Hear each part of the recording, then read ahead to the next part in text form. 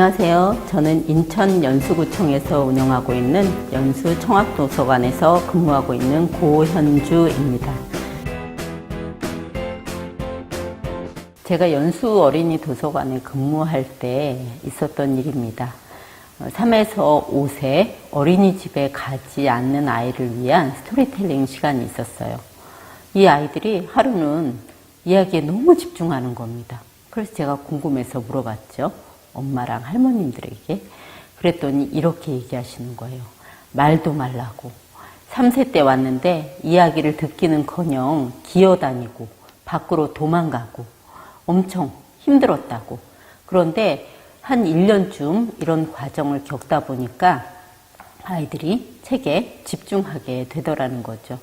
제가 드리고 싶은 말씀은 책에 대해서 넘치게 독서 환경을 만들어 주십사 하는 겁니다.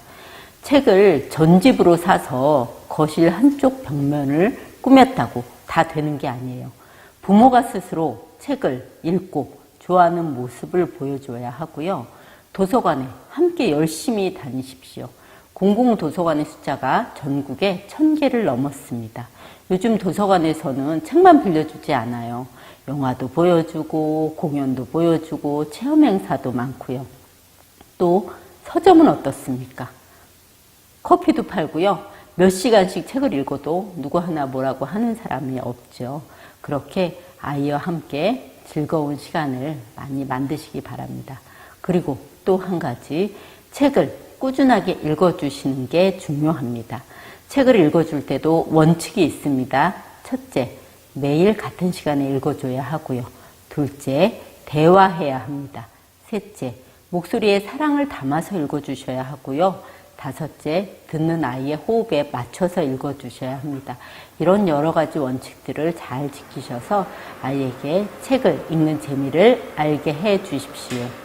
엄마가 지도를 한다는 엄마표 독서 교육의 의미부터 명확히 해보고 싶습니다. 엄마표란 엄마가 하는 것이겠죠. 또 엄마가 없을 때는 아빠도 할 수 있고 이웃의 어른들, 선생님이 할 수 있는 거죠. 독서란 아까도 말씀드렸다시피 글자를 읽을 수 있어야 하고 뜻을 이해해야 하고 읽은 책에서 얻은 지식을 세상과 연결하기를 해야 합니다. 교육의 어원은 에듀카레입니다. 에듀카레란 이끌어낸다는 뜻이지요.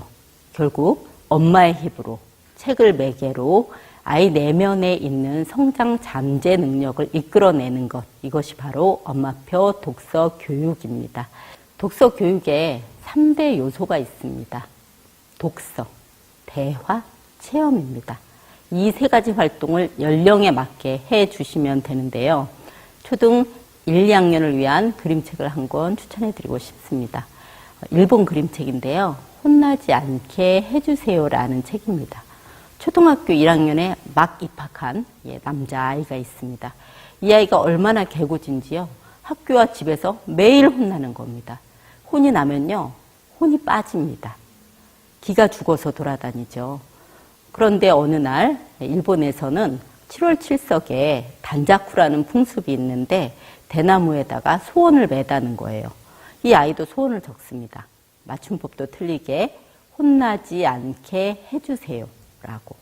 아이고 내가 소원을 가장 늦게 냈으니까 또 선생님한테 혼나겠구나 하면서 걱정을 하고 있는데 선생님이 갑자기 눈물을 흘리시는 거예요. 머리를 쓰다듬어 주시면서요.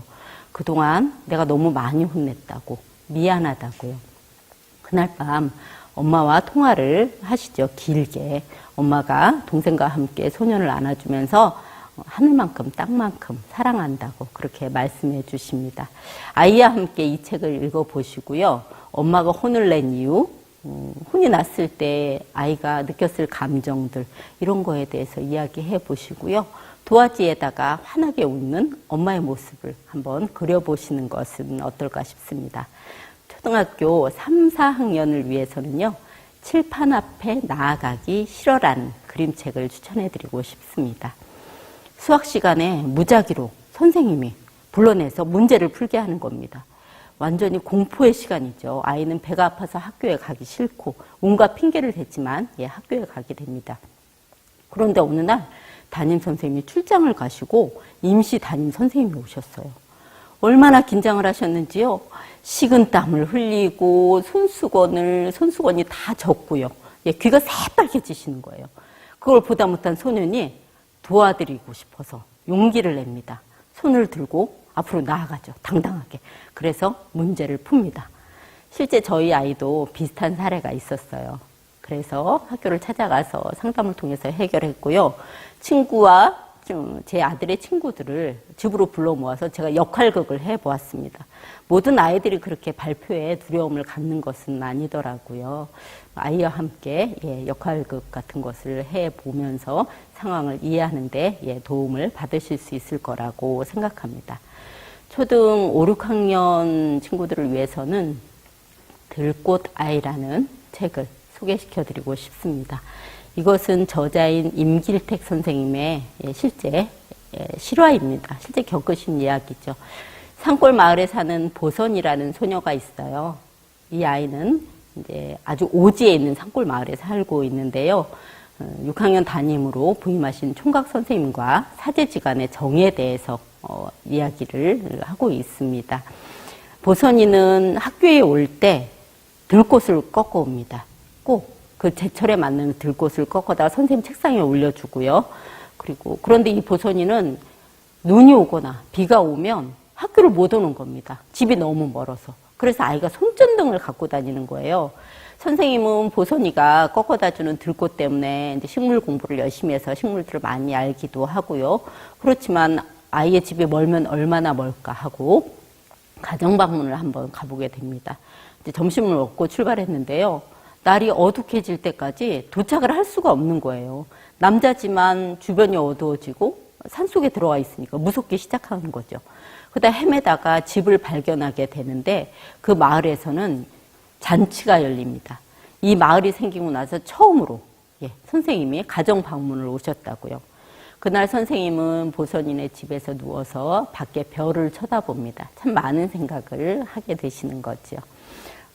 겨울이 돼서 이제 선생님은 총각 선생님이기 때문에 군대를 가셔야 해서 보선이를 만나지 못하고 안내 일기라는 책을 옆반 선생님께 남기고 가시게 되는데 이 책을 초등 고학년 친구들과 같이 읽고 보선이가 선생님께 드리는 편지, 보선이 입장에서 한번 글쓰기를 해보는 거죠.